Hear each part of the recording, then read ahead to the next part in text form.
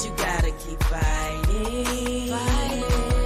And even though it gets hard, it's gonna get hard. You gotta keep striving. But you gotta keep striving. Through the fears and the loss, so the tears won't turn off. No cares, your heart's crying. Hold on to his words. Lean on him. It gets better. The toughest war you ever face will be domestic. It's elementary. It's been this way for centuries. Cold War was raised against us. Take off them blinders, you will see. That it ain't about them gas prices. It's all about who whip the nicest. All about them deals on bundles. Arrow fleet don't make them up. Face beating red bottoms. Dead beats we hear about them. Fitted up from head to toe, but never had their children's do. Wonder why they dying by the dozens, but it's simple, yo. Just listen. It's time we stop ignoring facts. It's time we take our family back. Fix the root and then attack. Stop making moves without a plan. Control emotions, then we stand. Calling on my kingdom and to come together. Take this land. We gotta fight, our future depends. Get the head back in order, cause that's where it begins. Invest your all into your garden, water the roots to the end. Nurture the family tree and let the fruit feed all men. Just listen. Even though this life gets tough, said you gotta keep fighting.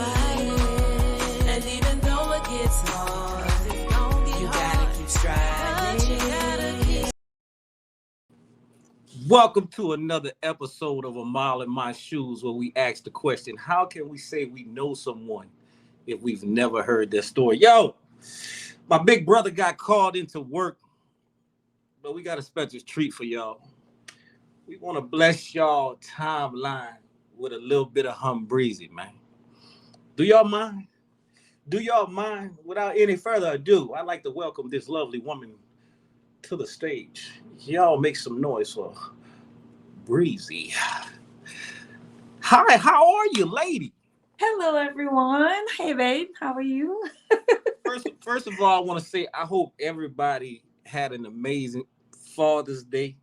Shout out to all our fathers out there. Shout out to the older, this is to the younger, those that have gone away. Shout out to all y'all. We salute y'all for everything y'all do. Look, we said we still want to come give some love to y'all. Look, so what's popping? What's on your mind? What you want to talk about today, babe? Let's talk. Well, I definitely want to tell you happy Father's Day. Look, one of the best to ever do it that I ever witnessed, for sure. Look, I appreciate that. I fully appreciate. Shout out to everybody. We see y'all hopping on. Look, who we got to do is Cassandra O'Neill. How are you doing? So, what would you like to discuss today? Being as though it's Father's Day, I'm gonna ask you first. What are some qualities you see in a good father? Feel free to tune in and let us know any questions y'all got, any comments y'all got. We just on here talking and spreading love, man. Let's talk, man. So, okay, qualities of a good father. For one, just presence. You know, I think being there is huge because it changes the reality of a kid whenever they are exposed to the presence of a man and a father at that, you know. So being present is a mark of a good father. I dig that. I'm gonna let you take the stage with the next question. We're gonna bounce this thing back and forth. And if y'all got questions, y'all feel free to chime in at any time, man. Shout out Miss Katina. Thank you again for the lovely message. Look, that blessed me. Shout out Big Nate. I see you on there. What question you got for me, wife? All right. So look, we walking a mile in the shoes of a father. Yeah. Tell me, what was it like for you, like when you first became a father, like being a beginning father? What were those feelings that you experienced in those moments? Oh, that's mom. What up, mom? Look, I didn't know. Look, she all jigged up in the picture. I know, she looking young, like a spring chicken in that picture. Look, okay. I had to look close. Close. Run that by me. I didn't recognize it. Look, she was looking a little spiffy in that picture. Look, I had to lean in real quick, man. Yeah. Had the hairdo up and whatnot. All right, mom. Hey, somebody get mom. We not mad at that. We applaud it. Somebody get mom a bodyguard real quick, man. So you said, what was it like the beginning of being a father? Yeah. Hmm. The beginning of being a father. Um, number one, it was very, very life changing. It was very life changing. Uh, I won't say I was scared, being as though I always had a father that was there my whole entire life. To me, it was just like rites of passage. It was nothing to be afraid of. Uh, we were trained by a great dad who instilled a lot of stuff in us. It was no fear. It wasn't like, oh, I'm nervous. It's just I was ready. I was ready. It was no fear at all. And how can I say this? It gave me a whole new burst to strive to become even better in every area of my life. Okay. Yeah. Nice. All right. Okay. Okay. Okay. So, from a woman's perspective, Mm-hmm. uh, what do you believe? This is what I want to know because I'm gonna speak on the men's side. Okay. What do you believe some of the hardest tasks of being a father is? What are some of the hardest tasks that Hmm. fathers face? Ooh. Now, of course, I'm answering this question from the outside in, but um, to me, because of the to me, I would say balancing societal pressure with sometimes what their child actually needs.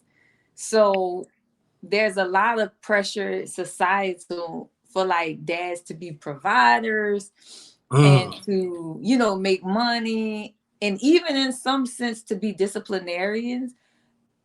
And I think sometimes it takes away the space for dads to be nurturers and to actually just build those solid relationships with their kiddos, because sometimes society puts all kind of other pressures on dads to fill other roles. Yeah. So a Mm. dad, it's hard for a dad to find the space, because even in certain things, because of the pressure of, okay, if you a dad, people don't look at you as a good dad unless you producing this major athlete, or so you have some dads turn into super coach, but they may not have a relationship with their kid.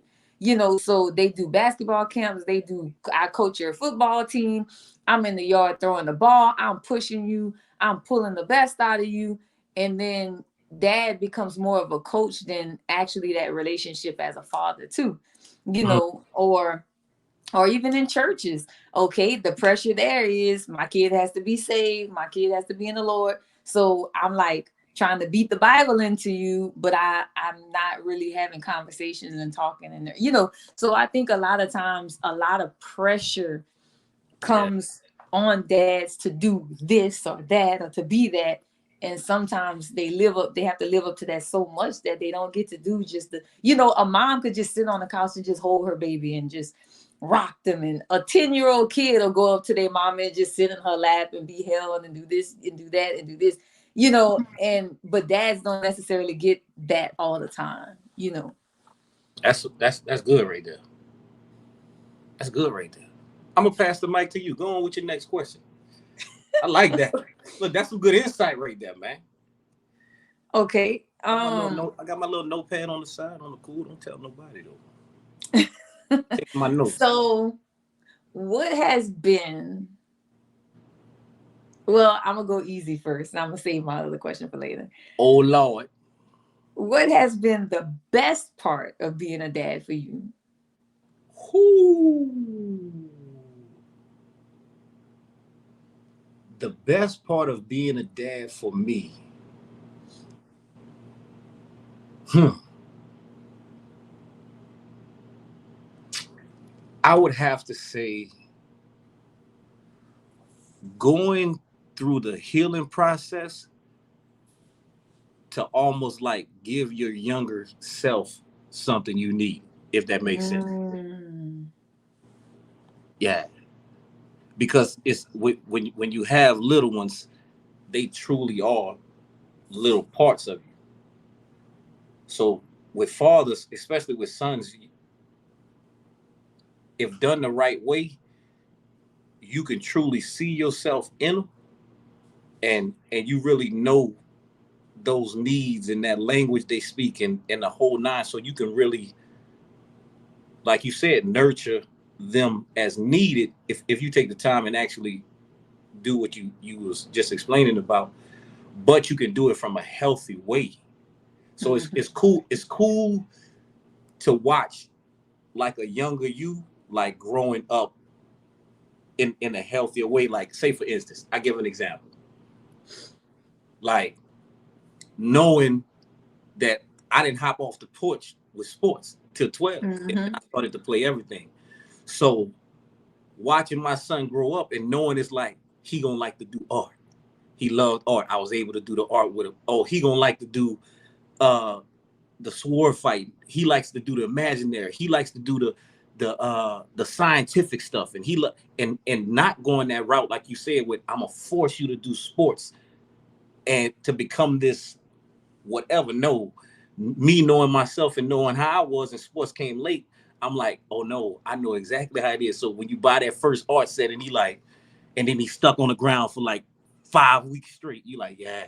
So it's just being able to do that nurturing to your younger self in a healthy way. Like I said, it's pretty cool to be able to like nurture like a younger version of yourself. It's cool. Nice. So I have The another dads question. can relate. The dads can I have relate. another question. I have another question. And shout out to Chris on here, pastor, uh, a single father holding it down in his life.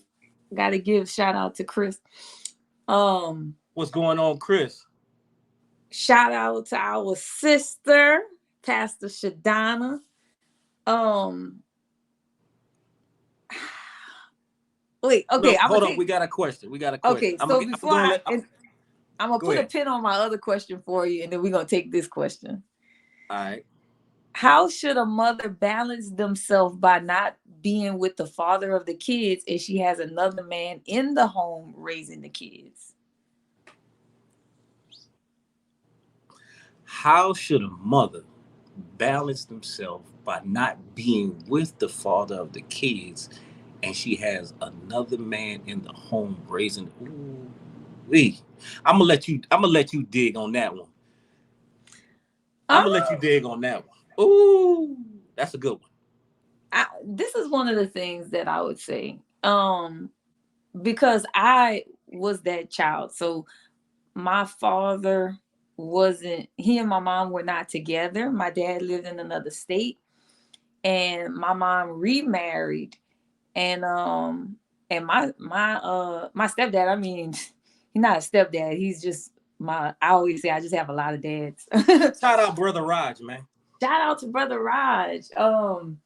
And but he came into our lives and just picked up and was really active in raising us.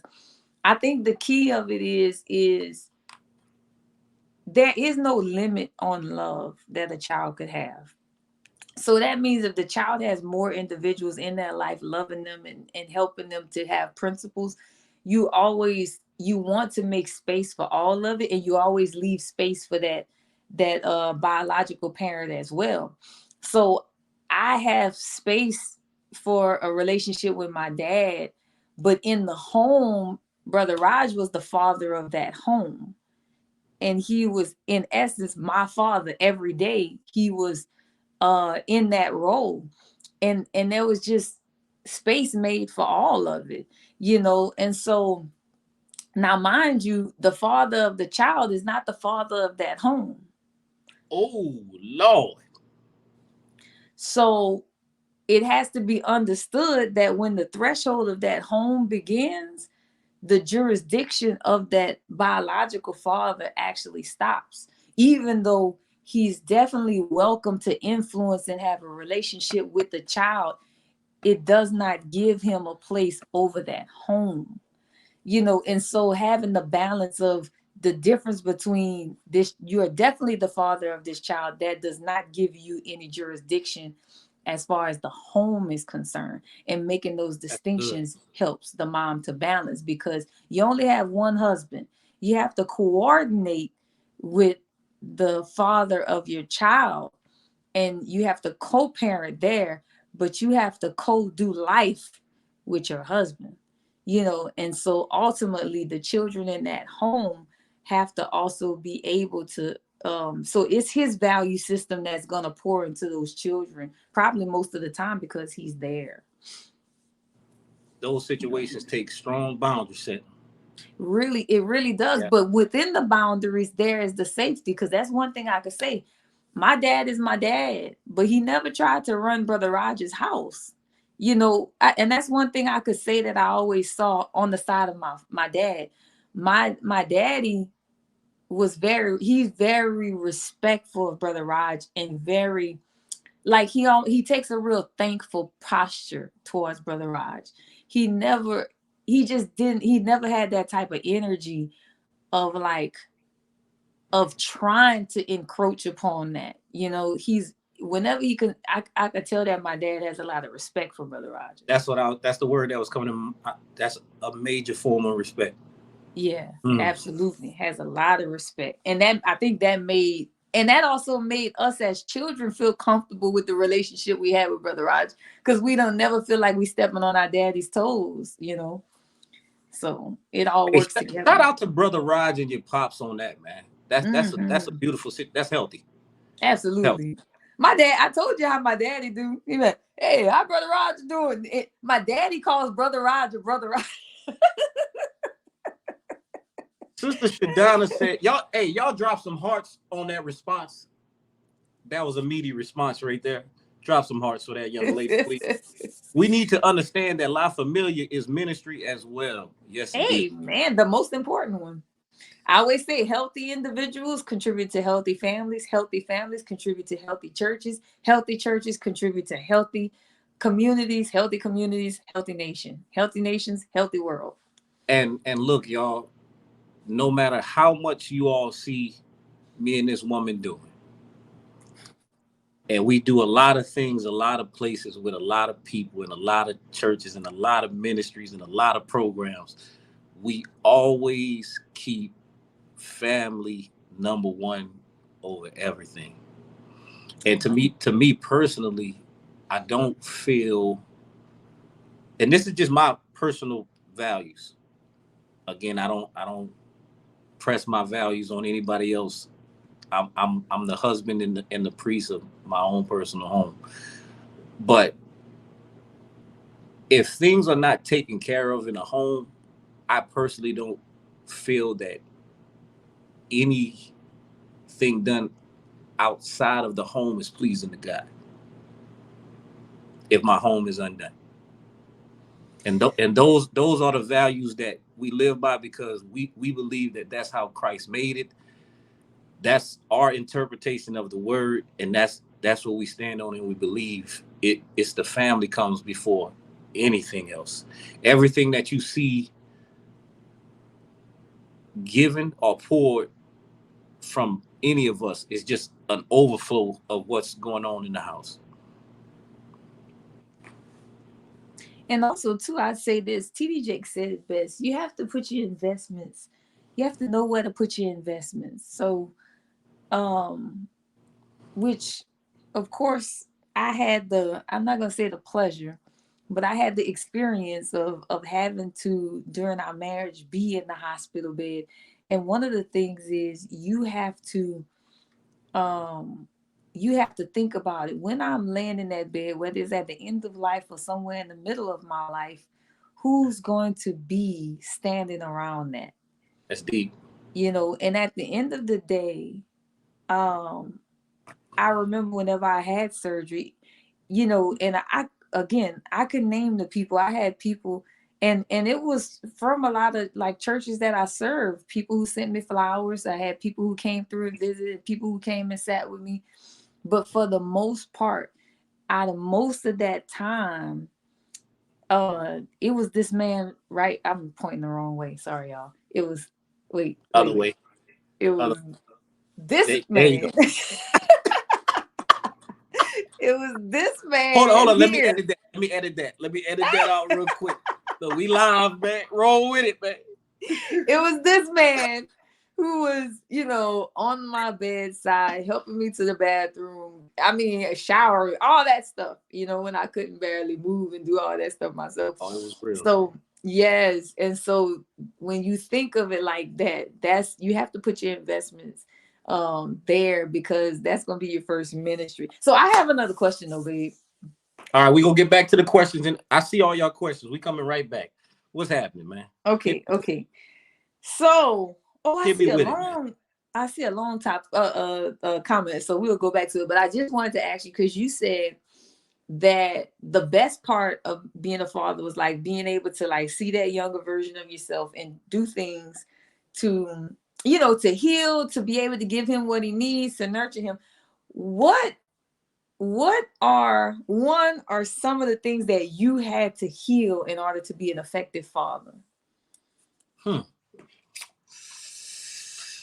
Now she going therapist on me. I feel that I can rock with that. She didn't put the hat on me. Look, let's go there. Well, that's what I was about to say. Last night you gave me some advice. I just had to, since we on the mile, I thought I had to pick it back up a little bit. What are some things that I had to heal? Ooh, anger issues, rejection issues. Ooh, good stuff. I think those were the major two. Yeah. I can say them off the top of my head. Those were the major two: anger and rejection. Oh, that's huge. Anger and rejection. It's, how can I say this? When it comes to the anger, which is a result of rejection issues, when we go through a lot of trauma, a lot of things that we deem as normal has to get undone. It has to get undone.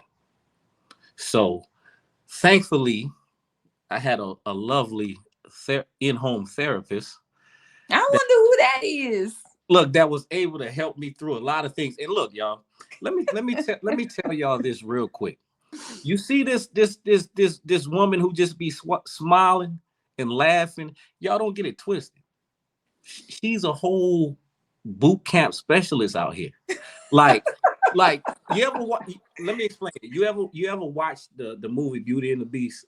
Like this woman literally had to look me in the face and was like, "I love you, but yeah, that is not normal. We're gonna have to work on that. We're gonna have to work on that." In so many other words, but having somebody that love you and you trust them enough in those areas to where they can tell you the truth about those deep issues that you have and also help you walk through them. Yeah, anger and rejection. Anger and rejection. Nice. Look, I could say that without even thinking about it. Anger and rejection. And the anger was the result of rejection, big time. So let's go back to Sister Katina's comment. Let me go back. Okay. And I have it right here, so that's why I'm looking down as well. Looking at it from the 10-year-old me, when my parents split, it was rough. I had a brother 2 years behind me, so hearing him in school saying daddy did this and daddy cooked me breakfast or anything like that broke me. So when the parents split, I don't know if they thinking about the kids or what they going through. My grades went down and everything. I was an honor roll student at the time. And even though it was my dad's fault, I didn't love him any less. Now that's good. I just want to point out too, because I always say this as far as teachers, but this could be for anybody. But in the sense of teachers and children going into school, I always say this: if you have, your home, your parents is your stability. That's literally all you know for survival. all Mm-hmm. right, for survival when you come into this world and you see that stability going away, you see your parents splitting. A split can be hard for adult children, okay? Right. So when you have a split happening between parents and this child is not knowing what their world is going to look like, how in the world can they do 1 + 1 = 2? Right. You know, and a lot of teachers miss that children who are going through these emotional changes, they worried about survival comes before excelling and academic stuff, you know. And so they in survival mode when those things are happening, and so a lot of times you do see children suffer with that, you know. So my question to you, because this is going to help a lot of people, what do you recommend to those parents who kids are facing that and they are in the school system? What resources would you give those parents dealing with that? Calm the waves. That's what I always tell parents to do. Always think of everything being emotional first. So that means that when I see my kid acting out, I'm thinking about what emotions are causing them to act out. When I see my kid having trouble with grades, I'm thinking about what emotion is causing them to have trouble with grades. If I see my kid stressed out, anxious, and worrying too much about grades, I'm thinking about the emotion that's causing them to do that. And so if I start to speak to the emotion first, then some of those behaviors will actually settle. But if I go to the behavior first, let's see how we could get your grades. We're going to get you in tutoring. We're going to get you on this. We're going to spank your butt so you can sit down. We're going to put you in detention. We're going to do this. If I do that first, then I'm actually missing what we call the drivers to those behaviors, because you have an emotion underneath all of that. And so the best advice I could give to anybody is see about your kid's emotional state first before you start to try to change behaviors and patterns and all of those things. Like, go to Now, the how are you feeling? Start teach your children early to have a language. And what I mean, even with calm the waves, a child could be having a whole tantrum. Before you try to make them stop having a tantrum, make them calm down. So I always tell parents, you get on the floor, get nose to nose with your child and say, hey, calm down, breathe. But if you screaming at them, that's not helping, you know. So a lot of times, calm the waves first. That's it. Calm the waves. what I'm thinking about, like in our personal home, Whoa. I just saw her comment. Sister Katina, that's deep. We're gonna get there. with the way we dealt with Zeke and just watching him grow up over the years and using those practices. You remember the night he came in the room and he Hmm. set us Oh, down. he called a meeting. Yeah, hey, it blew our mind. Like, but we nurtured him in a space to where he had freedom to breathe and the freedom to talk. Now, this is what the reason I'm saying that, because we talking to our brothers and sisters. Yeah. Our bro. So hey, so I got to keep it real. You know, I let you do the counseling, but you know I got to keep it real, baby. Now we're gonna talk to y'all about what that looks like Mm-hmm. when you giving your child space to be able to express their emotions. Talk about that for a minute.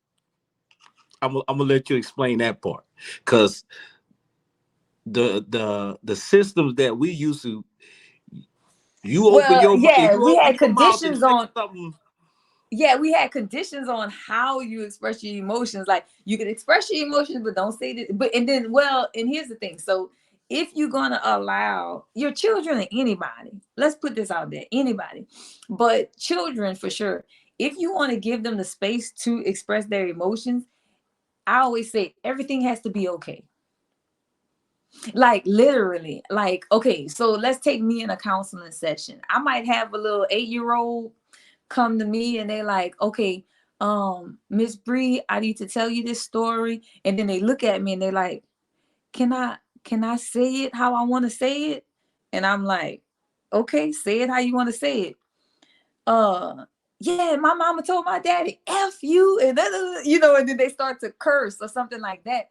But in in that moment, they need a safe space to just express. Like, I saw it was a video too where the little boy said he was being bullied, and the mom and he was like, "Can I say it how I really want to say it?" And then he started cursing and everything. But and of course, it doesn't have to be that extreme. You could set those boundaries with your kid; they can't say curse words. But in the big scheme of things, what I mean is when a child is expressing themselves to you in that moment, what they're saying has to be okay. It's more important for you to take in the information, because in one split second, if you make them feel wrong about what they're saying, they're actually going to equate that to the fact that just they're talking. So they're not thinking of, oh, I just said something wrong. They're just saying the fact that I'm talking is wrong. And Which so they're going to my withdraw. feelings are bad. My feelings are bad, absolutely. So whenever you create that safe space, and you could actually set a boundary to say, okay, we're creating this safe space for you to talk, okay? But you could also say when that time begins and when that time ends, to where you could say, okay, our safe space time is over with. As a mom, as a dad, I'm worried about that you want to go beat up your friend, but I understand why you want to go beat up, well, the bully, not your friend. I understand why you want to go beat up the bully, but I'm concerned about beating up the bully. And then you could talk about it, but you have to let them get it out, and you have to just be like, okay, I hear you, because that makes all the difference. If they don't feel heard, now they have to go grapple and wrestle with that stuff on their own. Now tell me this. Hmm. If I can't do that with my spouse, how successful will I be trying to do that with my kid? It's different. I would say this. It could go either way. So you have some people may find it easier with kids. Some people may find it easier with their spouse. It all goes back to your value system. So say for instance, if you find it hard to do with your kids, then you may have to close that gap, because some people have the hierarchy that some people still believe that kids are just property, that kids too young to have feelings. Like, your kid have a bad day. Well, how your day was bad? I had to go to work and I had to do this and I had to do that. And you don't even know bullying and all that stuff is emotionally taxing on a kid. I don't care if how old they are. Those things really affect them. So you may have to check your value system if you can't handle the emotions of your kids. Some people, they great with listening to kids because they heart breaks for kids. They see kids as innocent and small and, not being able to defend themselves. So they really open their heart. But when it's another adult, they have less of that, because they they may look at that adult and be like, well, I overcame it, so you could overcome, so you have to really go back to your own values and beliefs about it. I'm asking these specific questions for a purpose, because it's Father's Day. So us brothers have the responsibility of creating that space for not only the children, but the spouse as well. Yes. So Now brothers, let me interject though, because being that it is Father's Day, I would also like to say to my ladies out there that is also important in turn for you to create a safe space for the emotions of a man, and to understand the differences in the expressions of those emotions. Because now you know me quite well. hold on, let me get the tissue. Hold on.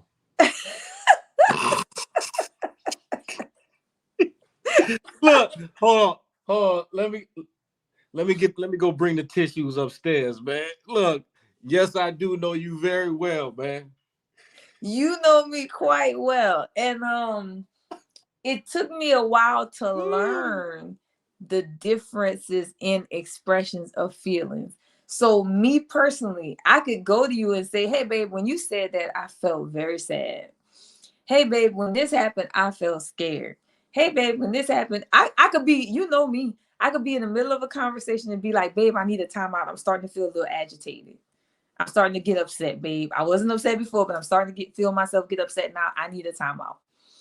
So we have language. Women have language for our feelings. We have the space to give that language. Men may not express in the same way, So I had to learn, and I'm still learning how to make space, not only for the emotions of a man, but for the different expressions of those emotions. Mm-hmm. And Ladies, guess what? That has to be done, because if you have a son, then the man child is not going to have and learn proper look, expression. you know that used to be my favorite saying. I'm like, it's gonna be a lot different when you're dealing with a boy and when you're dealing with a girl. It's a total different. It's a total different arena, completely different arena. Let's get Mhm. back to this. Sister Shadana says a lot of men deal with that, and because they have not healed, they left the home and have become unfit fathers. Ooh. Ooh wee. See, when you're trying to handle, as a man, when you're trying to handle all these issues and you haven't done the work as far as intentional healing, everything around you gonna trigger you non-stop all day long. Oof. E- Every single thing that takes place, if look, if I'm not healed, if I got wounds from childhood or the past, now my wife don't have room to talk. If my wife don't have room to talk, now she's in a situation where she feel crammed up. Now when the kids going through this, the only thing I know to do is holler and tell everybody shut up and sit down, and you walking around, and then it's gonna eventually get to a point to where everything implodes and you got to get out of there. And also too, babe, men also deal with the reintegration of the rib. Break that down, and I'll give, being as though is the rib being placed in me. I'm gonna tell you what I think about your comment. Go ahead. Let me see what you got. Okay. So whenever we know that when God made Adam, Adam was self-sufficient. Mm-hmm. He everything that he needed was within him. But God saw fit to take woman out of him, because maybe because God, I think it's just twofold. God wanted to give Adam companionship outside of himself. And I think he wanted to teach him to live past self-sufficiency. And Mm-hmm. so what happened was, I'm going to take this rib and put it outside of you in somebody else, but I want you to reintegrate it back into your operation. I want you to bring that rib back into yourself. I want you to reunite with that rib. Mm-hmm. But by way of another person attached to it. So in her is you, but you have to also reintegrate those other parts of her. I feel like what rejection does is, when a man deals with rejection, going to Pastor Shadana's comment, Mm-hmm. when they feel rejection or when they feel the discomfort of that process, it's easy to go back to the place of self-sufficiency. Yeah. Yeah. Because they were already created, so to speak, as a lone wolf. Men are not as relational as women, because we were taken out of y'all. Our God made it to where our whole being craves companionship and connection. Mm-hmm. Now I believe that men inherently have the same need, but it's different. Yeah. It's very, very, very different. And so whenever a man is rejected, I think it just sends it I think there's something in his mind and his emotions that's like, okay, I'm rejected. That means this companionship and connection thing ain't working for me. I'm out. Let me go do this on my own. You know. Oh wow. Come on, brother Raj. I mean, brother Ryan. I mean, if you want to go and step in there, pops. I mean, you're more than welcome. I was just listening before I made my comment, but pops didn't made his claim. What do you feel about that? Oh no, that's true. I because remember, this reintegration process has to do with healing on both parts. Mm-hmm. Because you got to look at it. If the woman was taken out of the man, that means she was ripped from her place of comfort Mm-hmm. in creation. You know what I'm saying? So we were not made to be self-sufficient. We were connected. Before we were pulled out of y'all, we were connected So to y'all. So everything in us wants to reconnect. so let's dig in this. So Now, mind y'all, this is me exploring thought and theoretical. Don't come for me. No. This is some good conversation. This is some good conversation. Sister Shadana said the first heartbreak was he was alone. Ooh, Yes. ooh, that's good. Yes. That's good. Loneliness. Mm-hmm. Hold up, hold on. I'm sliding through, y'all. Let me see these comments, man. Yeah, because Sister Katina had a deep one that I felt like we could, that was my whole video yesterday. Yes, indeed. She says I'm gonna have to hire y'all to come sit on the couch and break the teenage me because y'all get and understand what we have been through. Look. So let's stay on this for a minute. So, with is that hard to swallow for a woman, knowing that a man is self sufficient? How does that make a woman feel? This is me just asking questions. Y'all can comment too, man. We exploring.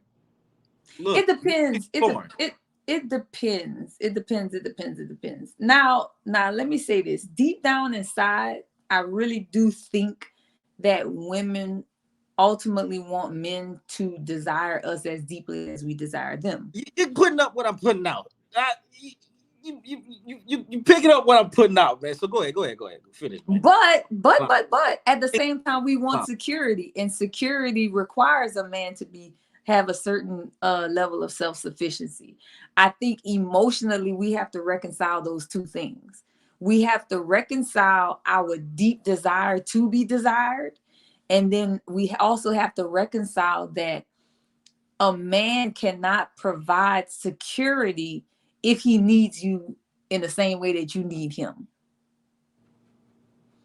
It has to be, Keon Henderson talks about this. He said, if we up here and we touching up like that, he said, we're unbalanced, because if one person moves, the other person falls. You know what I'm saying? And then he was like, if we straightforward going against each other, then we striving against each other. But if we holding hands, like in the end, we both standing on our feet. Because mind you, help meet means that the woman had a certain sufficiency in herself as well. That means all the man's capabilities she had, she was a help meet. It was a match. It means she was a match for him. So, yeah, go ahead, babe. I see you. This is just me. Okay. But I think all of the issues and all of the books that have been written on marriage and all of the breakdown of the ribs and figuring out who needs who more, I think all of it is confusion and God just trying to get us to understand that we are one. Yeah. Now, let me also say this. Hey, hold on. Let's think about it for a second. Okay, because I was gonna say becoming one can be a lifelong process. I mean, not a lifelong, but it's I'm about to go in it for a second. We spend so much time trying to figure out who needs who more, who's more sufficient, and all these other things that pride keeps us bound by. But the more and more I understand that we are one, it seems like all those little issues start to go out the window. Yeah. Let me ask you a question. Come on with it. What do you think about this trendy stuff about the whole table analogy? Break that down, because I don't be into I don't. Go ahead, break it down. It's crazy. What they saying, the woman gotta bring something to the table, the man build the table, and this table and that table stuff. Again, it all goes back. If you pick, I'd be like, what if we don't have a table? Can I live under the roof with you? That's what I'm trying to figure out. Hey, if you're picking up what I'm putting down, just type I hear you. All of those different issues that come about, like I said, in all of the books that are written, once we understand we are one, we'll learn how to function together. If the rib came out of me and that's a part of me, then that is me. Yeah. But if I'm still in the self-sufficient and I don't need no woman, I don't need, but you're still seeing it as an outer extension of yourself. You're not seeing it as that is part of me, and I need all parts of me. Now, question: Mm-hmm. Let's talk. what would you tell a young man, a single man, who is in that part, like the mindset of like, I have to have all of this already before I even invite a woman into my life? What, how would you instruct him to posture himself to be ready for that level of oneness? You said a man that believes he has to pretty much have his whole life together before he can think Mm-hmm. about it.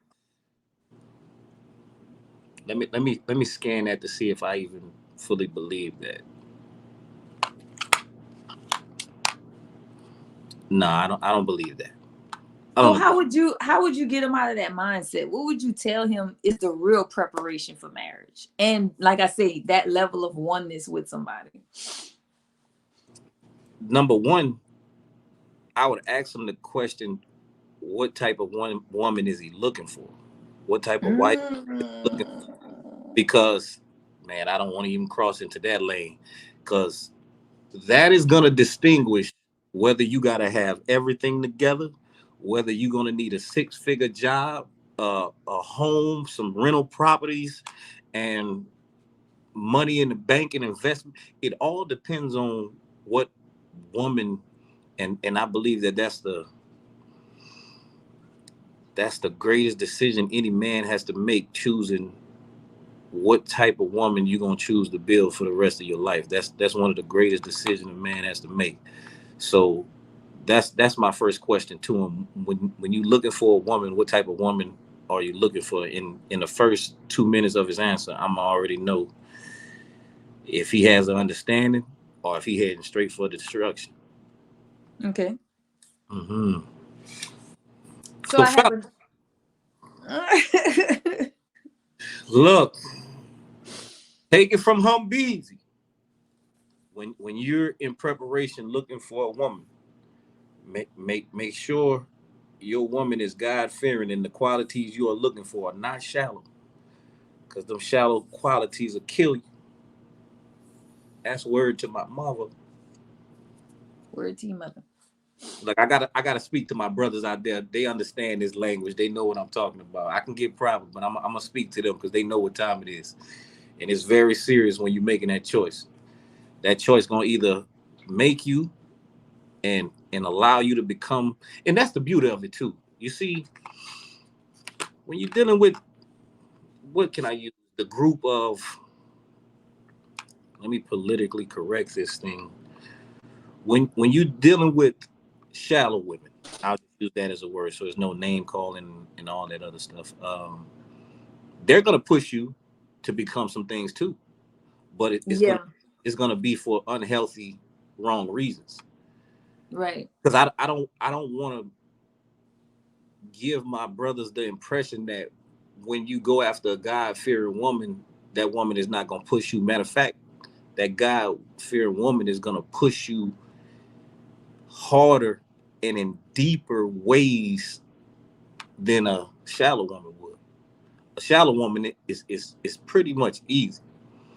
If you keep the money running, you good. As long as you got money, you can keep them satisfied. To me, that's not hard.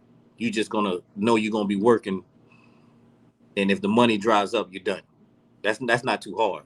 But that God fearing woman, she gonna make you. You're gonna be forced to deal with every issue.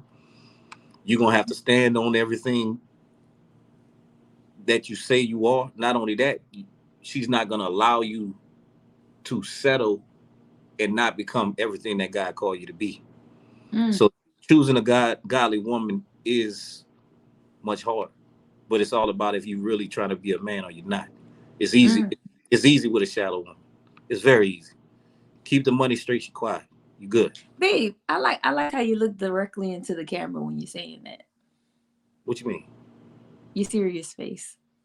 I mean, hey, I'm speaking from a place of healing from making some very tough decisions. I So know. I got to give it to my brothers real because those decisions can they cost. My husband is a solid dude. I'm telling you. He'll look right in that camera and tell you how it is. I like that. Look, I just be chilling. Let me see. Brother Raj says, hold on, let's go back to Sister Shadan. Hold on, hold on. In a Okay. marriage, we both have a part to play when it's time. I have your back and I have yours. It's simple, apparently. Bottom line. Mm-hmm. But again, that goes back to that oneness. I would say this too. Like whenever you're talking about oneness, I feel like there's a lot that goes on in society that pits women and men against each other. Everything. And it brings division, Everything. yeah, in between us. And it is like, we have to be careful not to fall into those patterns because, like you said, it really is about us. Um, as opposed to me trying to squeeze out of you everything that I want, you trying to squeeze out of me everything that you want, and then us bashing each other in the process, as Mm. opposed to us being a team and both trying to support each other, like you said, and being everything that God called us to be in this earth. It's just a difference. But everything in the world is kind of is making us how in some cases people go through those issues where your immune system start attacking your body, your own immune system starts attacking you, and that's what's happening, is making us attack ourselves. And I that's why I appreciate so much of what you're saying, because that mindset just changes the game on the plans of the enemy. Yeah, completely. Yeah, 100%. Marriage is supposed to unfold the mystery of Christ and the church. Sacrifice for the bride brings a response. Yes, indeed. Yes, indeed. Amen. Hey, but it's who as a man, it's crazy how it works, brother Raj. The everything that the world teaches us that a man is has to come down in order to love your wife like Christ loved the church. Everything that they teach us is manhood. Now, That what are some of those things, huh? you do what I say, when I say, how I say, everything that they teach us the rah. And nah, when you can serve, look, when you can bridle your tongue, when you can keep your voice restrained, when you can only say those things that uplift. Oh, now you're a man then. When you can keep yourself under control when there's 1,000 women out there, that's when you're really a man. Not when I can get the money, get the dough, get the women. Now when you self-control, that's when you know. But again, the whole world, if I get all the money, if I got all the flashiness, if I got the flyest car, if I got the best job, if I all of these things that teach us that makes you a man, and it's, I'm sorry to say it, you can have all the money in the world and it'll make you a man. Show me a man that's got self-control. I'm gonna Mm. shake his hand. I'm serious. Like, show me a man that got self-control, and then I can shake his hand. Cause that's a man. That's a man. Mm-hmm. Um, when did you know that you had crossed over into a different level of manhood? Hmm.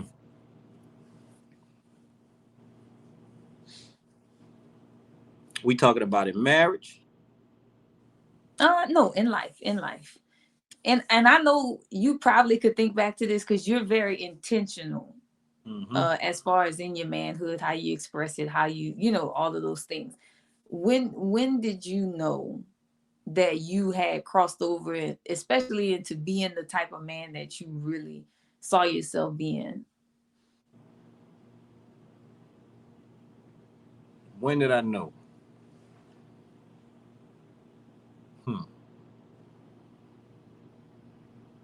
I honestly, I think that goes back to the whole healing aspect. When I knew that if I didn't make the decision to start healing these issues, that I was gonna live in a cycle for the rest of my life. Mm-hmm. Whatever's passed as a man, whatever's passed down, and whatever you inherit from your family, you have to make a decision. Oh, I promise. Yeah, it's exactly what I'm talking about. Yeah, we in line. As men, we all know those things that we inherit from our family, Mm-hmm. from mama, daddy, grandma. All the the crossroad in every man's life, he has to make a decision. Do I keep the family name on my back, or do I let go of all of this and become who God called me to be? So Mm. that is the true first manly intentional decision you making to die right there. Because again, everything we taught is my name, my family name, my name. Your name is all you got. Your name, your ego, your empire you build. But to look at all that stuff in front of you and know that's nothing as far as manhood, and say, I am a broken man. There's a lot of issues that are attached to me, and I have to make the conscious decision to go in a whole nother direction. That's the real decision of manhood. Mm-hmm. Okay. Okay. Next question. Okay. Well, I'm gonna let you go through some comments. Then I have another question. Okay. A real woman knows how to be there, and a real man knows how to be there. And when God is in the center, it works together for the good. Having each other's back is key, period. Yeah, that's bottom line. Yes, 100%.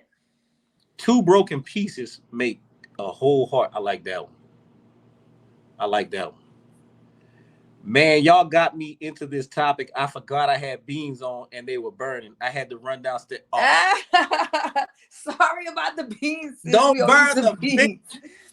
We owe Sister Looking at looking Katina some at beans. Cajun beans now. Just say they Cajun. Anything you burn, just say it's Cajun, man. You good. They be putting us out there bad, man. Shout out to White, man. We see you, man. What's the next question, man? Next question. What's the hardest part of fatherhood? So you told me the easiest or the best part. What is the hardest part? Them trenches. The hardest part of fatherhood.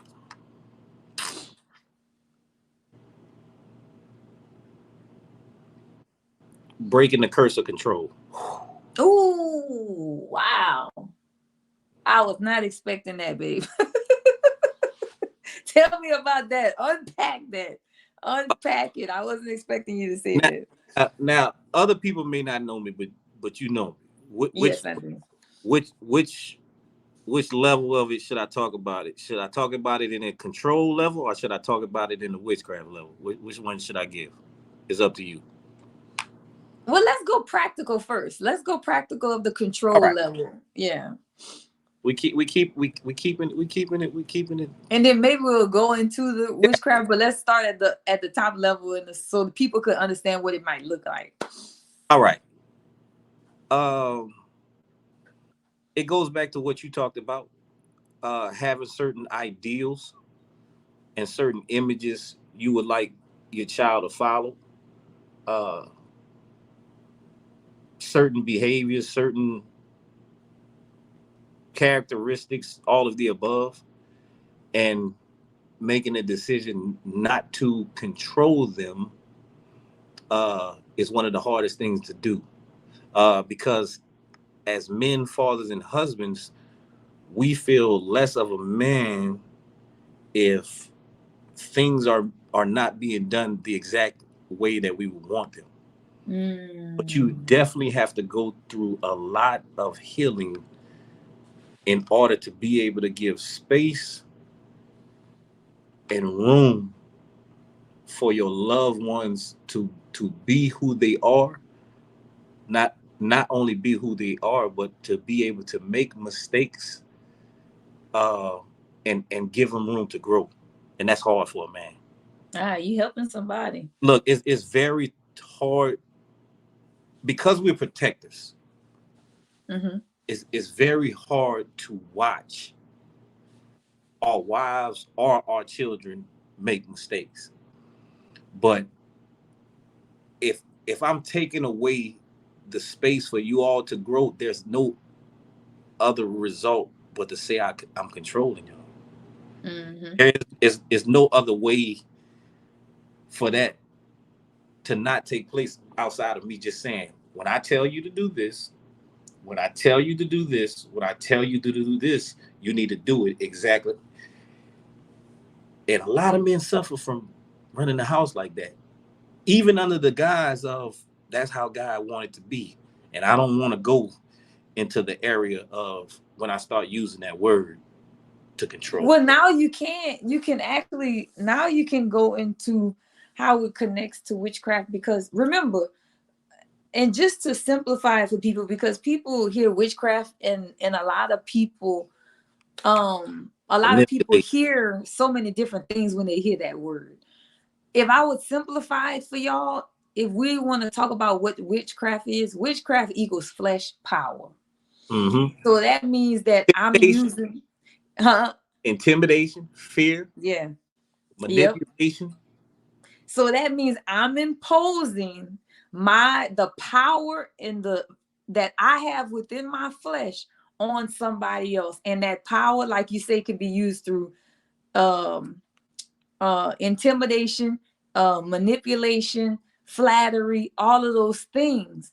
So you have to understand, whenever we talk about witchcraft, so many people go all the way to the card reading and the burning candles and the this and the that and the this and the that. No, witchcraft is basically using your flesh, the power that is in your flesh, whatever je ne sais quoi that you have in your flesh, to impose your will on Can somebody I give else. an example of witchcraft? Yeah, sure. So scenario A, um, my wife likes to do something and I may not like her doing it. Witchcraft is not going get a, like I said, get a candle and all that, even though that's what it is. Me just saying this one phrase, you do that and see what happens. Witchcraft. Mm-hmm. That one phrase, you do that and see what happens. That right there, that's enough. That's enough. Yep. Well, because you let the blanks to fill in. I used to make people laugh when I was growing up. I used to say I would I would lie to my friends by telling the truth. I would lie to my friends by telling the truth. So of course, y'all know I was a church girl. I grew up in church, had never done nothing. So when my friends all getting together, they talking about who was who was their first kiss and the boy that they kissed and everything. And they get to me and they like, Brianna, who you kissed? And I'm like, I never kissed a boy before. And then I just kind of chuckle after that. And now I'm telling the truth, okay? But I just chuckle. And then when I chuckle after that, What you laughing for? they like, What you oh, you laughing? lie. You lie. Brianna kissed the boy. Yeah, Brianna kissed the boy. She lied. Now, mind you, I want you to believe that I did kiss the boy, but I'm telling you the truth. And I never have kissed the boy before. You know Right. what I'm saying? I never kissed nobody before. I'm, again, church girl. Ain't none of that going on. So, but I don't want to be the eyeball out, having never kissed a boy. So I tell you the truth, and then I just chuckle. And then Look, they I like, and they like you said, believe in something. That's witchcraft. That's I manipulated you. manipulation. But here's the crazy thing. I was not lying. I lied. I always say I lied to them by telling them the truth. Hmm. You know, And look, we discussing these things when it comes to the family, like, but but y'all believe you me.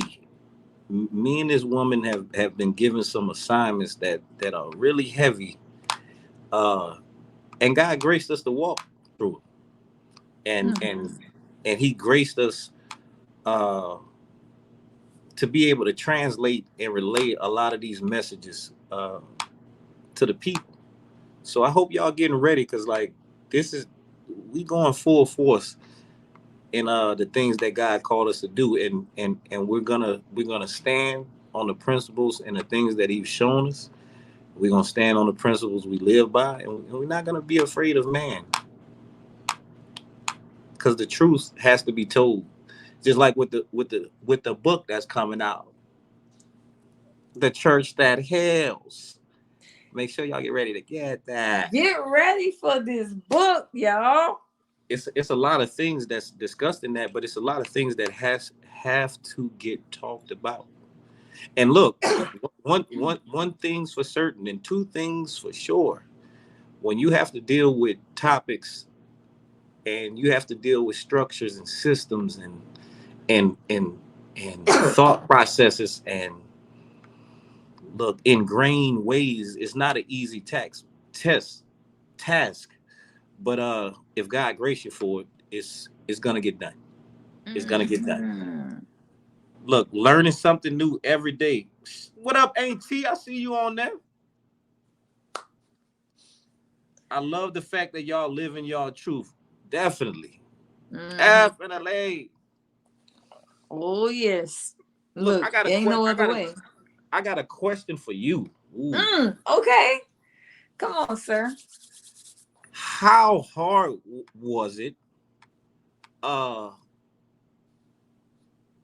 dealing with being a mother of a child that you didn't give birth to? Oh man. Look, we didn't enter level 2 of the questions. Huh?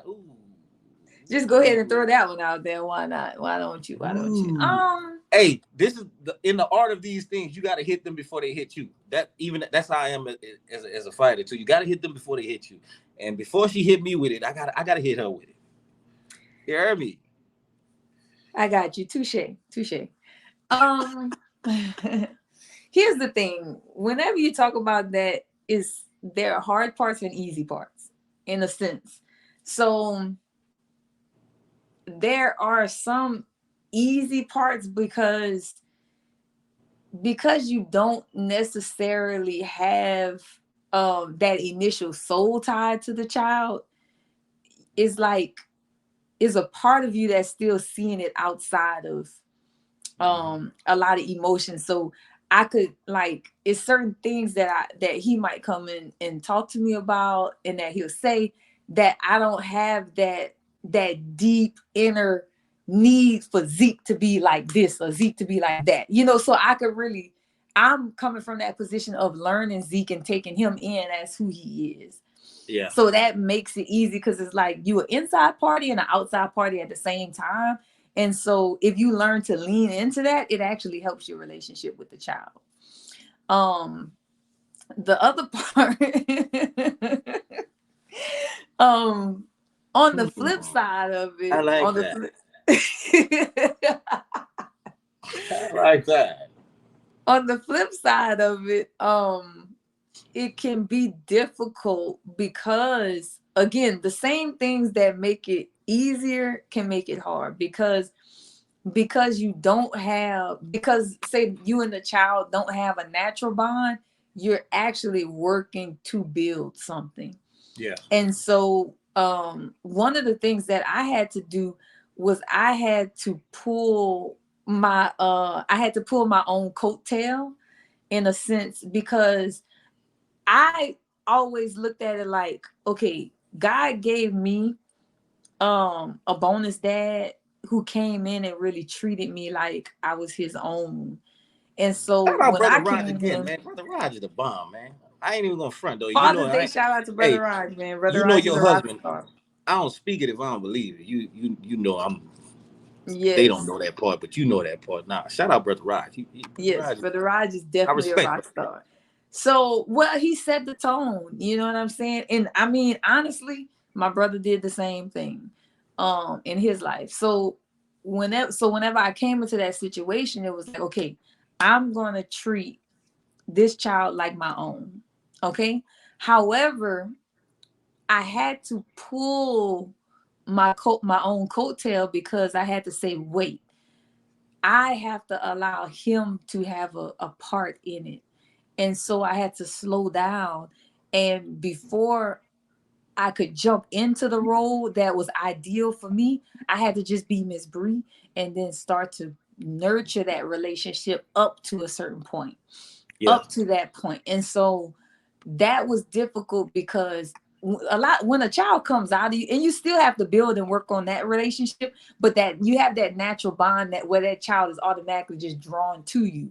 Yeah. And you have to steward it well. In this case, that child is not drawn to you. They don't know you. So you have to get to know that child. You have to you have to show the child that you're safe, and so that's difficult. And then also too, I had to also learn because just yet, not yet, we almost in that season, but I up to this point I haven't had a natural child of my own.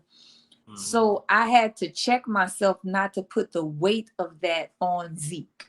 Mm. Not to put the weight of what I desired on Zeke. Yeah. That desire had to be on God. And I had to learn that God put me in Zeke's life for a reason. And I had to seek God. And even here more recently, within the last year and a half, I had been seeking God, 111 on the call, but I had been seeking God and asking him, okay, God, you put me in Zeke's in life for a reason. What is my purpose? What specifically do you want me to do in his life? And that's whenever the game started to change, And look, shout out to her. Like last night, we was in a marriage empowerment Empowerment. class, and y'all, look, I straight up did my. Look, when it came my turn, they was like, what does she do?"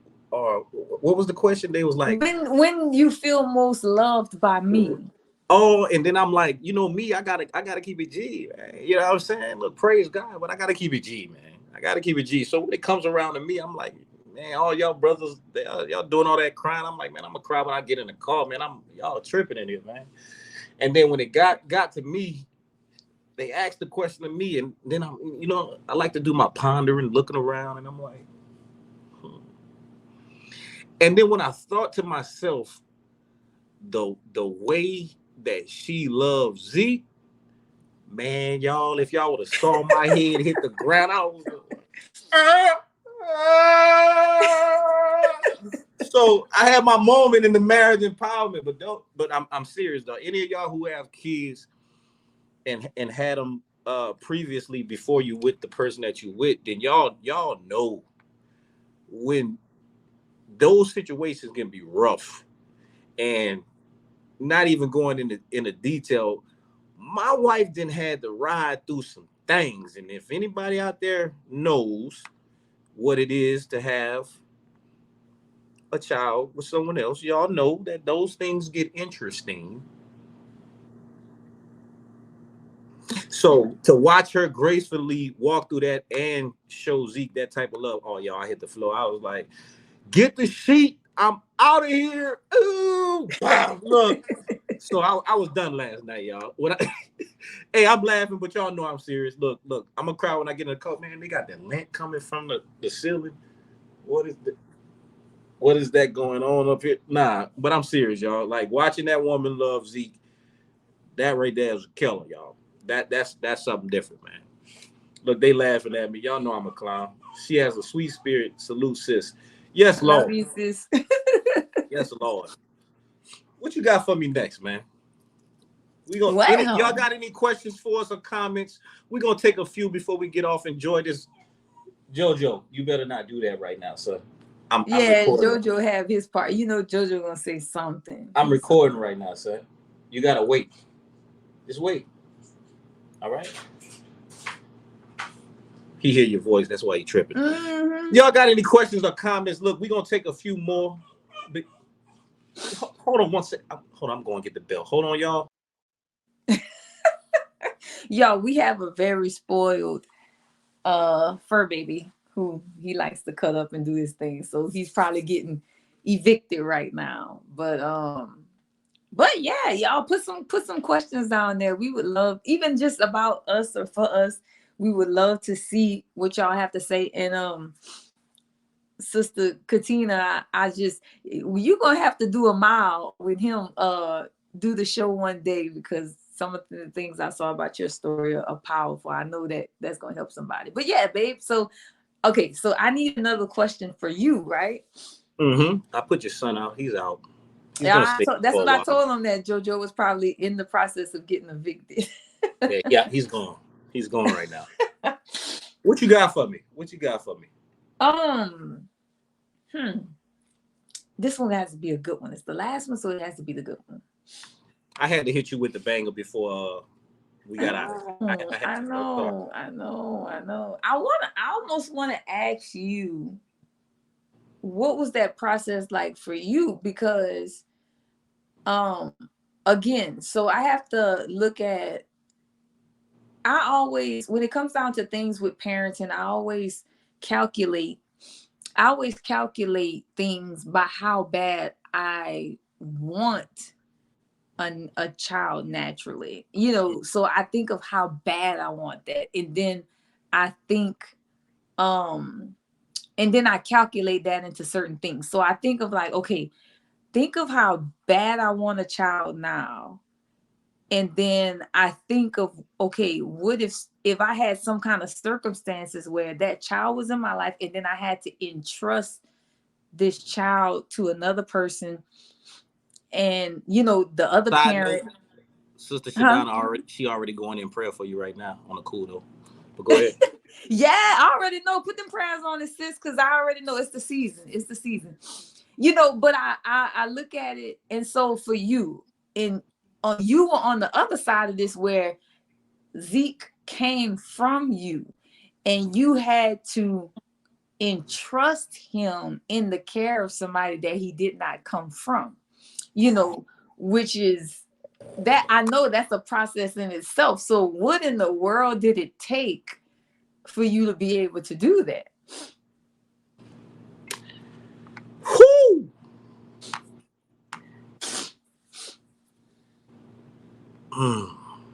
Let's see. Yeah, excuse my sniffles. It's cold in here. You know when I'm recording, I gotta have it freezing. I'm sorry, babe. Um, I don't think. Hmm, hmm. I don't think it was a trust factor. The hardest part was the fact that you were new at it. Mm-hmm. So it wasn't trust, it was patience. Yeah. It wasn't trust. Because I would never bring Zeke around if I didn't trust you. So Yeah. trust wasn't an issue. It was God having to show me and really make me be able to see it from your side, as though like, I love children. I This is just my first time actually doing this. So there were being as though I was, what, how old was he? Was it five? Six. Six? Six. I Six. was I was 6 years in the game, so it was like, and then you know how we rocked it out. So I was real heavy in the game. So I had to know that it's a lot of things you wouldn't be able to learn until the trial and error and the trial and error and the trial and error. So that was the hardest part. Backing up. Again, remember what we talked about, letting go of that control. Yeah. Not standing over you where you need to talk to them like this, or you need to make sure this, or you need to make sure this, and just sitting back and letting you learn on your own as time goes by, and being there to encourage you to sit back and just allow you. And now you're, I don't get into that. I'll just say she's a great mother, above and beyond. Look, above and beyond, plus some, all projects, all school outfits, screaming from the bleachers, the every field trip, chaperone, look, outside throwing football, all of the above. And I'll just put it like that. So it Let was me it ask, wasn't it wasn't trust, it was patience. got it. Let me ask this question. This is just an addendum question. Mm-hmm. Um, what's the biggest difference with us in parenting style?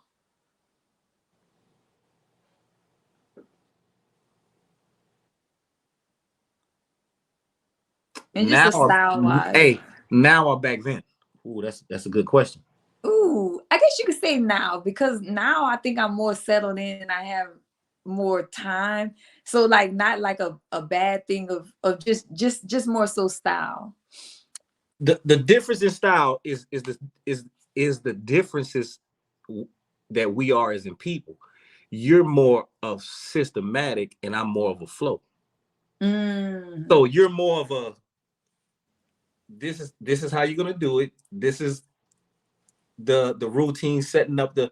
I'm more of a see how it is, see what the day bringing, see how it's coming, see. So you know what you is if you do something this way, it's more of a this is how we do it. I'm more of a This I is might do something yesterday and today it might be a total different thing. So that's the biggest differences. You're yeah. more of a in a lines drawer, and I'm more of a I'm coloring in lines that's not even there type of. But that's who we are as people. You get what I'm Yeah, saying? that is. So it's a great balance though. It's a Yes, it great is. balance because you're very structural and I am too. But I'm more on the let's see what today brings and like what are you feeling like at this moment and in the now And I'm more like 12:05 lunchtime. look 7 o'clock. It's time for dinner. Look, Yeah. but I'm hungry at 6, man. Why we gotta wait till 7, man? Like, bro, like so that's the biggest. Okay, That's the biggest difference. this is my last question. Hey, y'all, and And I'm serious. Look. I'm looking at the clock. The house smelling like food. This and that. She just on the couch watching TV, and I come downstairs, and I'm like, I go back upstairs, and I'm like, babe, what's going on? She look at the what? It's not 7 o'clock. Babe, I'm hungry right now, man. What's good? hey, She like, he it ain't clowning me, but he not lying. He not lying. I'm like, pull my stomach up there. I'm like, babe, I need food now, man. Now. And she really like, it's coming. It's coming. So yeah, man. But that's just you all day. That's you all day, man. What Okay, else you so got for me? okay, this is the last one because um I want you to just I just want to ask you just for the people. I know I ask you Did this y'all all the enjoy time. this on Father's Day, man? We improvising today. Did y'all enjoy this, man? I hope this brought some love and laughter and light to your life today, man. For real. So, how do you see yourself fathering a daughter?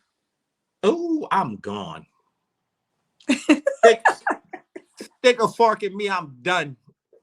I'm gonna tell you right now, I am done. You are the full disciplinary. I ain't saying nothing but yeah.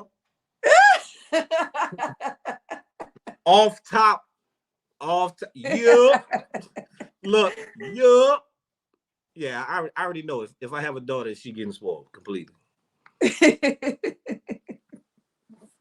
That's it. I ain't even gonna try. I ain't even gonna lie to you. I mean, I'm honest. I'm being honest. Look, Zeke got it all. He got the Charles Spriggs military treatment. Like, if I have a daughter, I'm done. Oh, I'm done. I could just about imagine. Look, JoJo be down here getting cuddled, man. Just imagine, man. I'm finished, man. Everybody say that it's so different. Everybody say that just the way that boys and girls are is different. Where they say boys take chances, they jump off of things, they kick things, they knock things over, and with girls, it's just it can be so different, you know. Mm-hmm. Which I think Look, that I would love to see you I father tell you a this. daughter.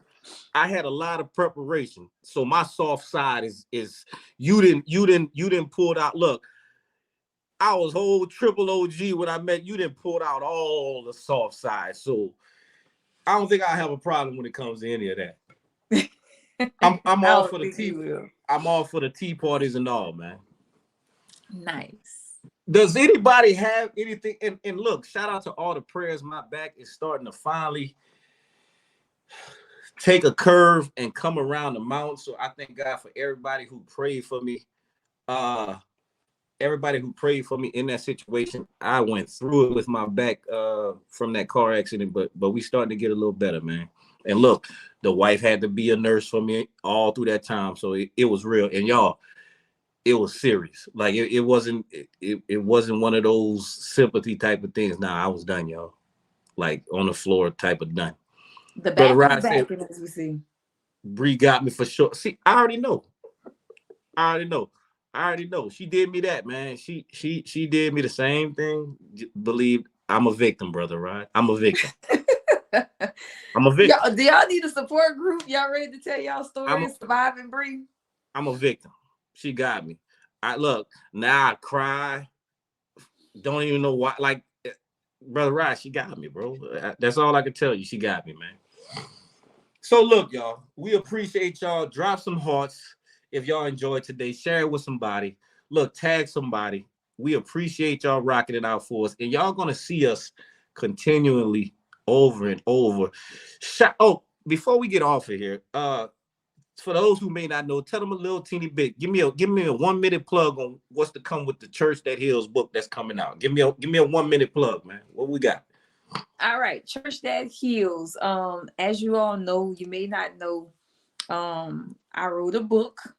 Right now I'm in the process of finalizing and getting it published, but the book is basically on marrying emotional safety. Is giving the church strategy for how to become an emotionally safe place. And so within that book is not just reading the book, but you have exercises. I'm gonna have workshops, to do with it, to train leaders, to train churches in how to become an emotionally safe space, so that people can come in from all backgrounds, all walks of life, and the people who are already in can know that they can come to church and they could actually and the church can become what God called us. It said the name of the Lord is a strong tower, the righteous run into it and they are safe, and so just trying to find ways for us to reflect the character of Christ so that we could be that safe place for each other and for the world. And so, like I said, this is my second time saying it in 2 days. I'm saying it out of faith. I'm planning to launch on August the 26th. So you can tentatively mark your calendars for that date. Unless something goes like crazily wrong, that's the date that I'm planning to launch. I'm planning to have pre-orders rolling sometime in July. And y'all, this book is going to be powerful. I mean, it's going to be powerful. The Church That Heals. God actually changed the name of this book. I was calling the book something else, and then God just flipped the script on it. And so I believe it's about to touch a lot of people. Word. Double that back there, dog. We love y'all. Y'all jam with us. Wait, what we got? One more comment. Please keep me posted on that. We got y'all, man. We got y'all. Thank y'all for tuning in with Humbreezy. Hold on. We love y'all. And look, tell y'all fathers y'all love them. We need all the love we can get, man. Y'all have a good night.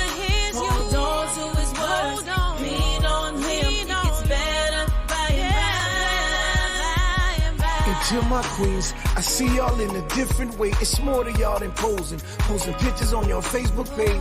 God giving power to uplift a man, to make a slave, speak life into our dreams, or tear us down and watch us fade away. Know y'all position, cause you're vital to the family structure, no replacing any mother. Careful how you treating love.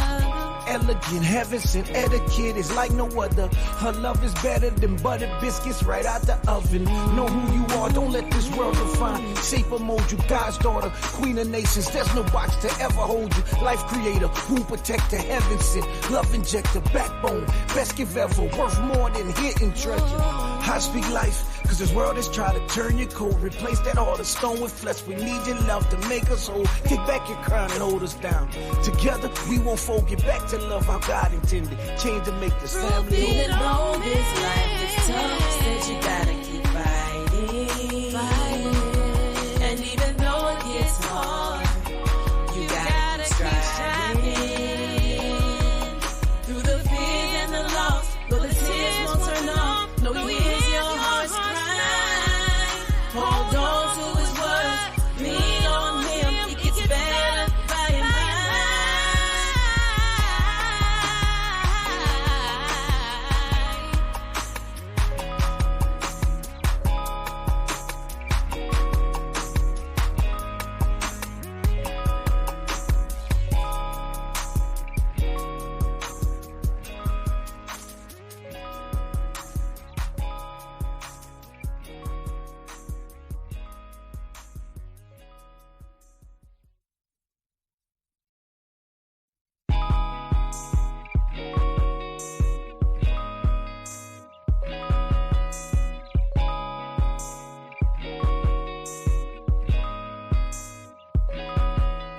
Even though this life